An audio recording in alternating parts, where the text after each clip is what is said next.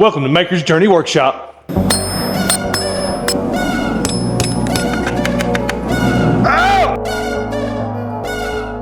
I'm Benjamin Davies, and today we're making hearts. Aww. This is our third video for Valentine's Day. Just got really excited and saw some cool opportunities to make some projects that maybe y'all can make at home for loved ones. And it occurred to me, maybe some of y'all don't have a guillotine tool at home. We've not made a video about it yet. Some of you have ordered one and it just didn't get there in time. Maybe you tried to make some of these projects outside in the shop and they just didn't happen. Maybe you spent a whole day trying to make a guillotine tool. Whatever it is, I've got a really easy project for you tonight that you can make, and it actually lends itself well to mistakes, because the worst thing that happens is it gets offset a little bit, which actually looks pretty good. So we're making these hearts, right? And we do actually make a tool.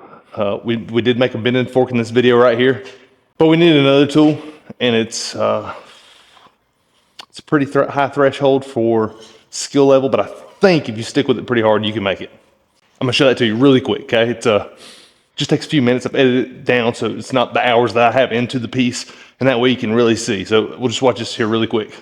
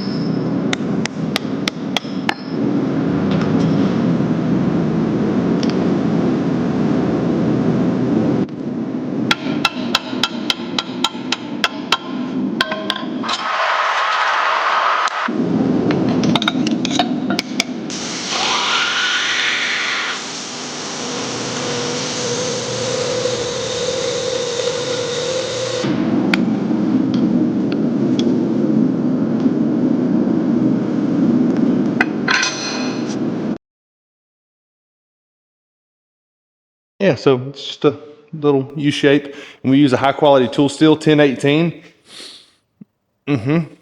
And yeah, just a little bending fork for the vise. Anyways, let's get started.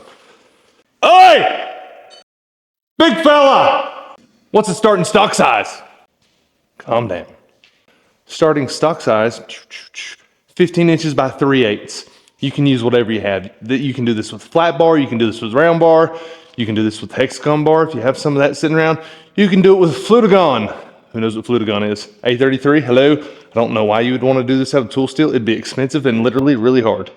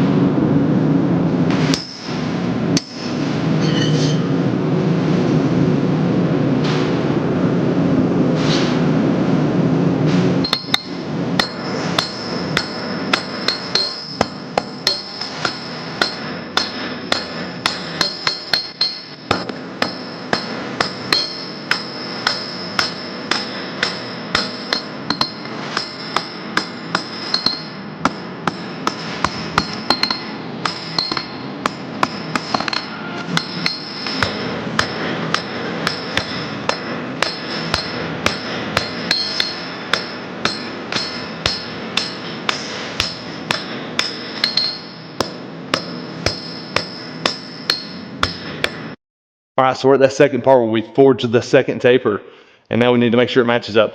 And since we made that center punch early in the video, we have a reference point. Pull out your handy dandy brass ruler. I rarely use this thing, but it's pretty handy when I do. The thing that I like most about it is it's a 24-inch ruler, which allows me to come out and get really close to my measurements from a distance instead of where if you had a regular ruler and you're sitting here trying to do this, it's kind of hard to do that when it's hot. But if you come out here and you can, plus it just looks really cool. You look like a legitimate blacksmith with that and your badonkadonk right there. All right, we got from that center point to the end. So, second measurement, I was right at about 8 1/4 inches on both sides. If you're just really wonky far off, flip it over and try to match it up. You forge enough tapers so you can kind of tell when they match. I got pretty lucky and both mine matched up. And so now we're going to use that center punch that we just marked, and that's going to be a good reference for you.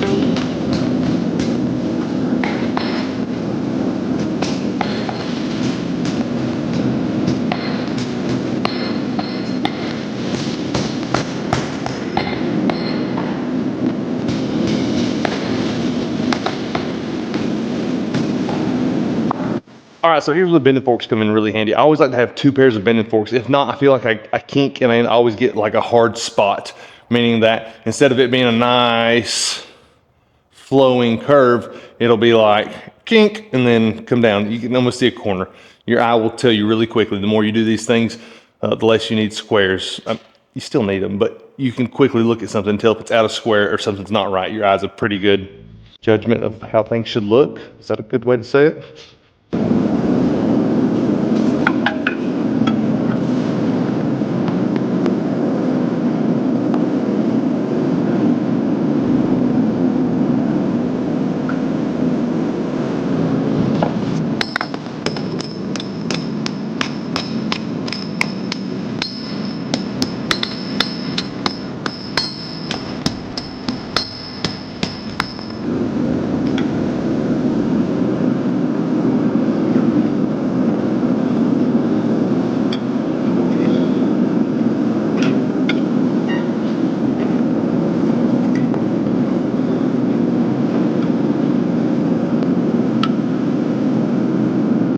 On the last little part, you'll notice those curves, they're not quite lined up. And so what we're gonna do is I'm gonna park it on the anvil and I'm gonna smush that scroll in just a little bit.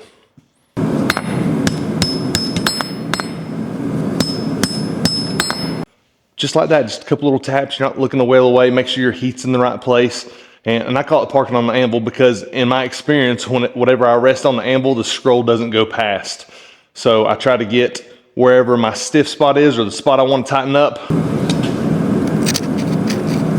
I tried to have that spot hanging in between the anvil and where my hammer blow is going to be. And that way that's the spot that gets bent up. All right, so for this last little part, if you can tell hopefully by the camera, this part's a little bit longer. I need to curve that end up right there. If you're having trouble and can't get this perfect, one end happens just to be a little bit bigger, don't stress about it. What you're going to end up with is an uneven heart, and they're actually pretty cool looking. So that's okay too. Just stick with it. Don't give up on it. These actually turn out pretty good even if you mess them up a little. Okay, let's go.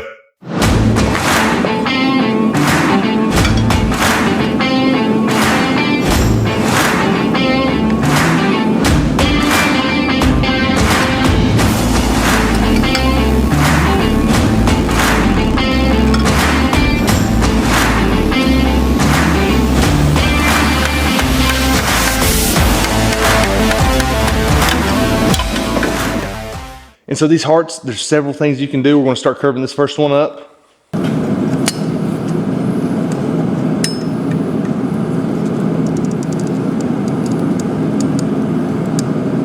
Oh! 6! Sorry, it's exciting.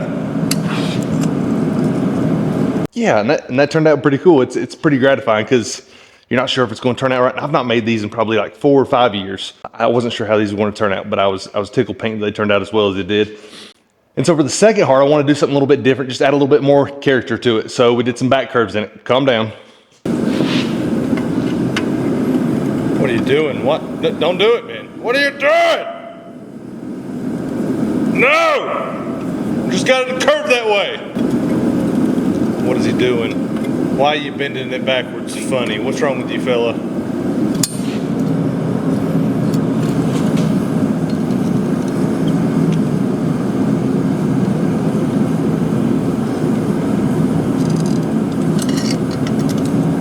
Very nice. Yeah, so that turned out a little bit different.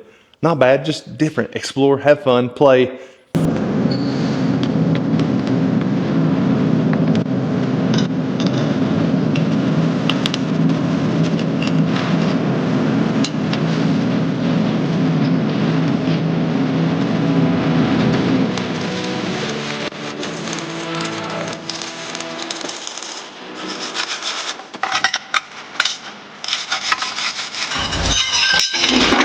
In there. Hey, quiet. We're warm again.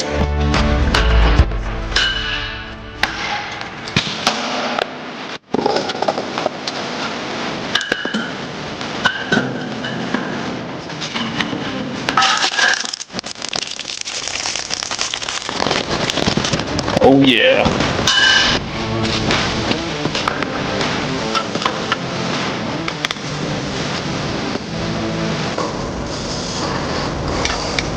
Still very warm.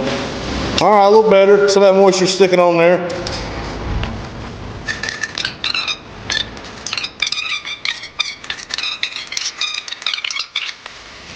A nice waxy table. That'll be fun the rest of the week.